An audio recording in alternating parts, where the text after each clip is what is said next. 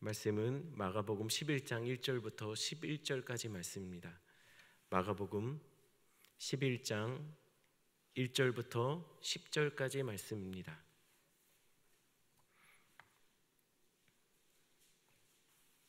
마가복음 11장 1절부터 11절까지 말씀 제가 읽어드립니다. 그들이 예루살렘에 가까이 와서 감난산 벳바게와 베다니에 이르렀을 때에 예수께서 제자 중 둘을 보내시며 이르시되 너희는 맞은편 마을로 가라.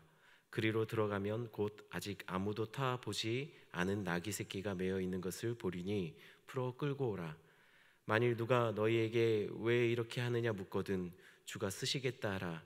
그리하면 즉시 이리로 보내리라 하시니 제자들이 가서 본즉 나귀 새끼가 문 앞 거리에 매어 있는지라. 그것을 푸니 거기 서 있는 사람 중 어떤 이들이 이르되 나귀 새끼를 풀어 무엇을 하려느냐 하매 제자들이 예수께서 이르신 대로 말한대 이에 허락하는지라.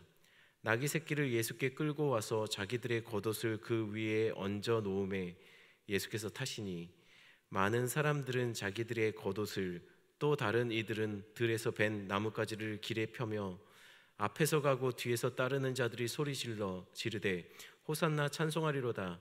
주의 이름으로 오시는 이여 찬송하리로다. 오는 우리 조상 다윗의 나라여 가장 높은 곳에서 호산나 하더라. 예수께서 예루살렘에 이르러 성전에 들어가사 모든 것을 둘러보시고 때가 이미 저물매 12 제자를 데리시고 베다니에 나가시니라. 아멘. 한 번 더 기도하겠습니다. 하나님, 오늘 하루도 우리의 삶 속에 가장 주인이시고 가장 아버지 하나님 모든 것들을 아버지 하나님 가지고 계신 그분께 아버지 하나님 엎드려 하루를 시작합니다. 하나님 말씀 앞에 설 때마다 하나님 두렵고 떨림으로 서게 주님 도와주시고 늘 말씀에 순종하는 삶으로 아버지 하나님 또한 삶 속에서 그 순종의 열매를 맺어갈 수 있는 자들 되게 주님 도와주시옵소서. 오늘 이 말씀을 통하여서 하나님 우리 각자 성도의 삶들 속에 주님께서 원하시는 그 말씀을 하여 주시기를 간절히 소원합니다. 인도하시는 하나님 감사를 드리며 예수님의 이름으로 기도드렸습니다. 아멘. 예수님은 예루살렘에 가까이 와서 감난산과 벳바게와 베다니에 이르렀습니다. 벳바게는 익지 않은 무화과의 집이라는 뜻입니다. 히브리어를 보면 벳이라는 소리가 먼저 그 음으로 먼저 시작하는 그런 단어들이 있습니다. 그건 벳은 집이라는 뜻입니다. 베들레헴이 떡집이라는 뜻이죠. 베델은 하나님의 집이라는 뜻입니다. 벳바게도 마찬가지입니다. 익지 않은 무화과의 집이라는 뜻입니다. 베다니는 슬픔의 집, 고통의 집이라는 뜻입니다. 벳은 집이라는 의미를 가지고 있습니다. 예수님이 익지 않은 무화과의 집 그리고 슬픔의 집을 지나 예루살렘으로 가까이 가게 되었습니다. 그리고 우리가 여기서 참고하고 기억해야 될 것은 여리고에서부터 예루살렘까지 가는 거리가 보통 약 30km 정도 되는데 지속적으로 오르막길을 가게 됩니다. 그러니 예수님은 베다니에서 그들의 제자 그 베다니에 도착했을 때 그냥 걸어갈 것보다는 제자 둘을 맞은편 마을로 보내게 됩니다. 그리고 보내시는 제자들에게 이렇게 말을 했습니다. 2절 말씀 한번 제가 더 읽어드립니다. 이르시되 너희는 맞은편 마을로 가라. 그리로 들어가면 곧 아직 아무도 타보지 않은 나귀 새끼가 매어 있는 것을 보리니 풀어 끌고 오라. 아직 아무도 타보지 않은 나귀 새끼를 보거든 그 두 제자 보고 풀어서 가지고 오라는 것입니다. 제가 옥수수 서리, 수박 서리는 봤지만 나귀 서리는 처음 봅니다. 이게 말이 좀 안 되죠. 예수님이 제자들에게 가서 나귀 새끼를 그냥 풀어 갖고 오라는 겁니다. 그러다가 걸리면 어떻게 됩니까?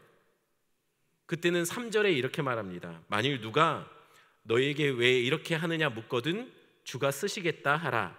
그리하면 즉시 이리로 보내리라 하시니. 당신들 지금 뭐 하는 거죠? 왜 남의 나귀를 가져갑니까? 라고 혹시 누군가 묻게 되면 자연스럽게 이렇게 말하라는 겁니다. 주가 쓰시겠다. 그러면 즉시 보내줄 것이라는 것이죠. 아무리 봐도 이게 말이 안 됩니다. 이렇게 하면 안 될 것 같습니다. 하지만 마치 이미 약속이 된 것처럼, 마치 맡겨놓은 것처럼, 이미 준비되었던 나귀인 것처럼 예수님은 자연스럽게 가져오라고 말하는 것이죠. 이게 어떻게 가능할까요? 실제로 이것에 대해서 이미 이야기가 다 된 것이기 때문입니다. 이미 준비해 놓았던 거, 말하자면 맡겨놓은 낙이라는 것입니다. 아니, 언제 누가 맡겨놓았습니까? 누가 준비시켜 놓은 낙일까요? 스가랴서 9장 9절에 이렇게 말합니다. 제가 읽어드립니다. 스가랴서 9장 9절입니다. 시온에 따라 크게 기뻐할지어다. 예루살렘에 따라 즐거이 부를지어다. 보라, 내 왕이 내게 임하시나니 그는 공의로우시며 구원을 베푸시며 겸손하여서 나귀를 타시나니 나귀의 작은 것 곧 나귀 새끼니라. 이미 예수님이 오시기 전에 하나님은 선지자를 통해서 그분이 나귀 새끼를 타고 오실 것이라고 말해 놓았다는 겁니다. 결국 나귀 주인은 하나님의 언약의 성취에 쓰임받은 겁니다. 물론 자신은 그렇게 사용될 것이라고 자기는 생각하지 못했을 거예요. 그러나 하나님의 섭리 안에는 그는 그렇게 쓰임받을 자로 예비된 자였다라는 것이에요. 그리고 실제로 제자들은 이 말도 안 되는 명령에 순종하여 갔을 때 실제로 그와 같은 일들이 벌어지고 순순히 나귀를 끌고 예수님 앞에 올 수 있게 되었던 것이죠. 그렇게 갖고 온 나귀 새끼를 제자들은 예수님께로 가져왔고 그 나귀 위에 겉옷을 놓고 그 위에 얹어놓게 되었습니다. 그리고 예수님은 그 나귀의 등을 올라타고 예루살렘으로 입성하게 됩니다. 그런데 계속 자꾸만 좀 이상하고 어색하고 말도 안 되는 장면들이 계속 연출됩니다.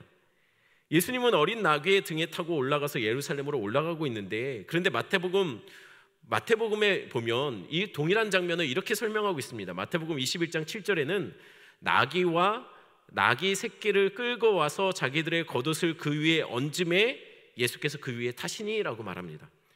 그러니 마태복음에 보면 나귀만 끌고 온 것이 아니라 나귀 새끼만 끌고 온 것이 아니라 어른 나귀도 끌고 왔다라고 성경이 기록하고 있어요. 물론 예수님이 탄 건 나귀 새끼죠. 하지만 어미 나귀도 같이 데리고 온 것 같습니다. 한마디로 장성한 나귀도 함께 있었다는 거예요.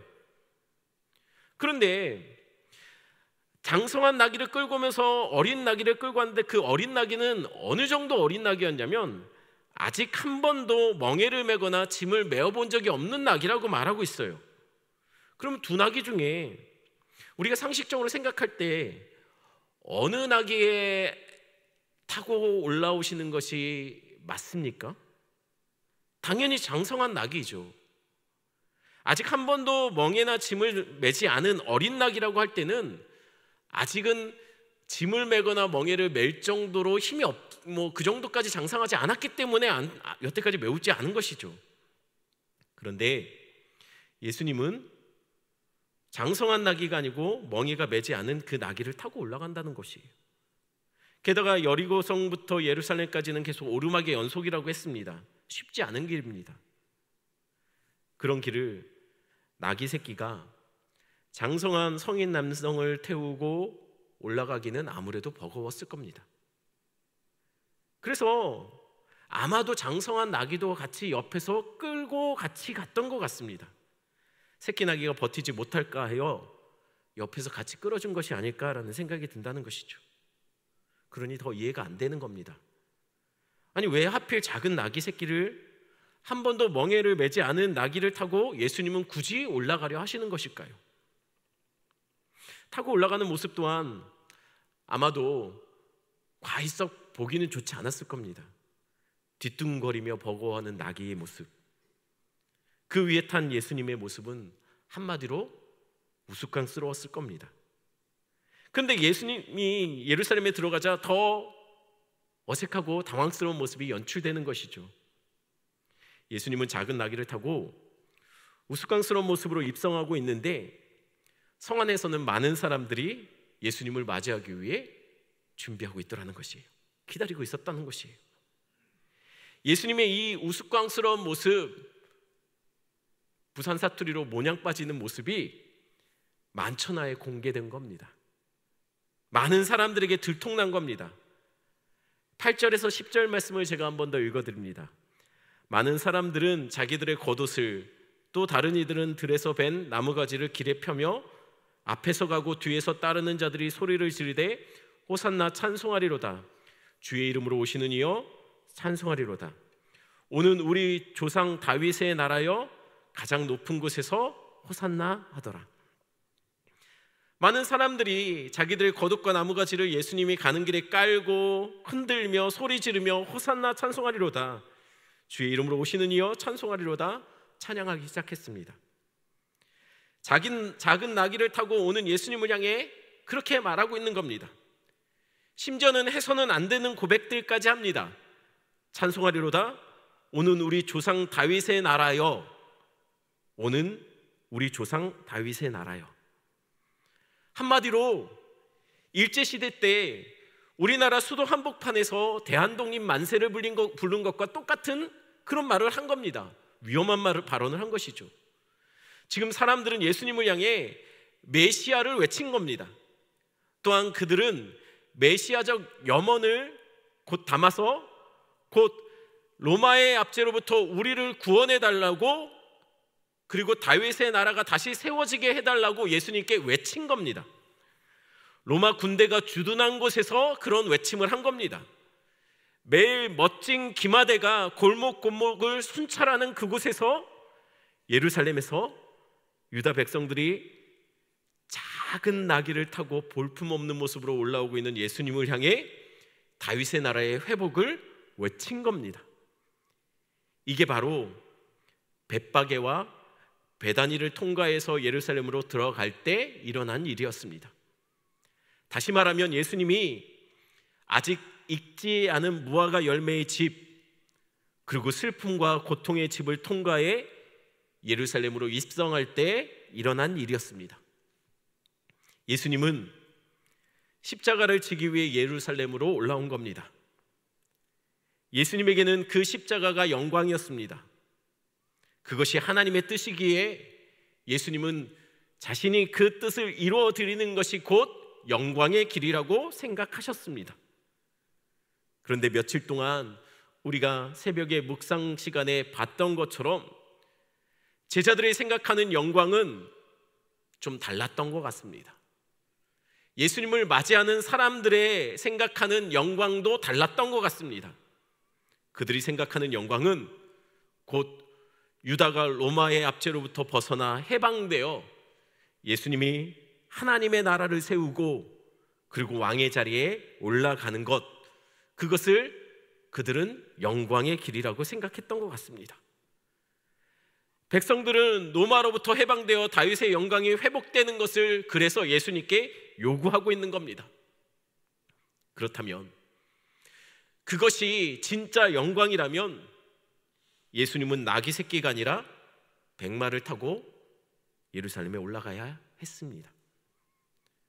예수님은 볼품없는 제자들을 데리고 예루살렘으로 올라가는 것이 아니라 군대를 끌고 예루살렘으로 올라와야 했습니다. 그런데 예수님은 한 번도 멍에를 접은 적이 없는 나귀를 타고 볼품없는 모습으로 벳바게, 아직 익지 않은 무화과 열매의 집을 떠나 고난의 집, 고통의 집을 통과하여 예루살렘으로 올라오고 있는 것이죠. 그리고 이렇게 환영 속에 예루살렘으로 올라오신 예수님은 다시 11절에 다시 베다니로 내려갔다가 12절부터 14절까지 아직 이파리가 무성하여 익지 않은 무화과 나무 열매를 보고 그것을 실망하여 다른 복음서에서는 저주했다라고 성경이 기록하고 있습니다. 즉 다시 말하면 다시 베다니로 돌아오셔서 벳바게를 보고 아직 익지 않은 무화과 열매를 보고 그거에 실망하고 마음 아파하고 계신 것입니다. 바로 잎만 무성한 무화과 나무가 유다 백성을 말합니다. 그리고 예수님의 십자가의 의미를 아무리 말해도 깨닫지 못하는, 그래서 높은 자리만 생각하는 제자들의 모습도 바로 이 벳박에 아직 익지 않은 무화과 나무, 그 열매의 집과 같은 모습을 보이고 있는 것이죠. 이스라엘이 그렇다는 겁니다. 아직 익지 않았다는 거예요. 그래서 진정한 메시아의 모습을 알지 못한다는 거예요. 아무리 알려주려 해도, 아무리 설명하려 해도 그들 안에 열매가 맺혀지지 않고 있어요. 복음에 반응하지 않고 있다는 것이에요. 그래서 아직 때가 안 되어 열매 없는 무화과 나무를 보고 예수님이 안타까워 고통으로 슬퍼하고 계신다는 것이에요. 잎만 무성한 무화과 나무를 저주하신 사건이 바로 이것을 보여주는 사건이죠. 그래서 입성하시는 예수님은 보기 민망할 정도로 작은 나귀를 타고 올라가셨던 겁니다. 그것을 통해서 백성들에게, 제자들에게 자신의 진짜 영광이 무엇인지를 알려주고 싶었던 겁니다. 그렇기 때문에 한 번도 멍에를 메어보지 않은 어린 나귀, 약한 나귀, 그 비틀거리며 올라가는 모습을 통해서 예수님은 그들에게 무언가를 보여주고 있는 겁니다. 진짜 이 백성들이 봐야 될 것은 백마를 타고 오는 왕의 모습이 아니라 자신의 몸도 가누지 못하여 결국 구레네 시몬의 도움이 필요했던 그 십자가의 언덕을 말없이 올라가고 있는 예수님의 버거운 모습, 그 모습이 바로 이 나귀와 같다는 것이에요. 그래서 한 번도 멍에를 매지 않은, 한 번도 태어나서 멍에를 메어보지 않은 그 나귀의 모습이 죄의 짐을 한 번도 메어본 적이 없는 그 예수님과 같다는 것이에요. 하지만 지금 무거운 짐을 메고 비틀거리며 올라가는 모습들, 백성들 앞에서 보기 민망할 정도로 작고 약한 모습, 그 나귀의 모습이 바로 예수님 자신의 모습이라는 것이죠. 그 나귀를 타고 입성하시며 아직 벳박에, 아직 익지 않은 무화과 나무 열매 같은 이 유다를 보면서 안타까워하고 계시는 거예요. 진짜 주목해야 될 것은 내가 큰 힘을 갖고 영광의 나라를 노마를 뒤집어 놓는 그 왕의 모습이 아니라 죄인들을 위해서 자신의 모든 것들을 다 내려놓고 십자가의 고난의 길을 묵묵히 올라가는 예수님의 모습을 주목하여 보라는 것이에요. 그래서 예수님은 벳박에 아직 익지 않은 무화과 나무의 집을 지나 베다니 슬픔과 고통의 집을 통과하여 예루살렘으로 올라가고 있는 겁니다. 우리 역시 이 복음을 붙잡고 마치 복음을 들었지만 여전히 이 복음의 열매를 맺지 못하고 있는 제자들의 모습처럼 우리가 예수 믿어서 복받고 예수 믿어서 영광스럽게 되고 예수 믿어서 높은 자리에 올라가고 있는 그런 마음들, 그런 소원함만 품고 있는 우리의 모습이 있다면 우리가 다시 한번 예수님의 십자가의 길을, 고난의 길을 깊이 묵상하는 시간들을 가져보시길 바랍니다. 이 시간 함께 기도하는 시간을 갖겠습니다. 말씀 생각하시면서 결국은 복음이라는 것은 낮아짐입니다. 복음이라는 것은 자신을 내려놓는 것입니다. 그 말씀에 그 예수님이 보여줬던 그 삶의 그 예수님의 그 길에 반응하시는 여러분들 되기를 간절히 소원합니다. 또한 계속 코로나 바이러스로 인해서 온 나라와 세계가 많은 어려움들이 있습니다. 화면을 보시면서 기도 제목들 보시면서 우리가 함께 기도하는 시간을 가졌으면 좋겠습니다. 경제와 여러 가지 영적 상황들이 많이 어려운 상황에 있습니다. 그럼에도 불구하고 하나님은 이 모든 상황을 통하여서 하나님의 백성들을 일으켜 세워가고 있다고 저는 믿습니다.